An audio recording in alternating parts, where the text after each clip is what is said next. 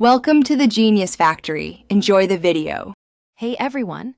In this video, I will show you how to use the Time Capsule add-on in Minecraft. First, you'll need to craft the Time Capsule spawner.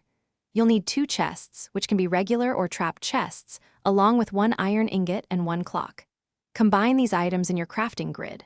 Once crafted, simply place the spawner in your desired location in your world and watch a cool animation as your Time Capsule appears. Now that you have your Time Capsule, it's time to decide what precious items to store inside. Think about things that represent your current journey, like a favorite tool, a rare block, or even a book and quill filled with your thoughts. It's a fantastic way to preserve memories. Just a quick but important tip: do not put items inside bundles before placing them in the capsule, as those items might disappear when you open it later.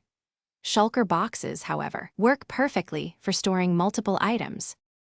With your items safely inside, it's time to customize your capsule. You can give it a unique name to easily identify it later. Next, choose your timer type. Real-world time counts down even when you're offline, while Minecraft time progresses only when you're in your world. You can set the lock duration for as short as 1 second or as long as 15 years. Finally, decide if the capsule's unlock coordinates will be hidden, whispered only to you, or announced to everyone on the server. The most exciting part is opening your Time Capsule. Once your chosen time has elapsed, the capsule will automatically unlock, revealing your preserved treasures. Each item you retrieve will even have a unique label, proudly showing how long it was stored.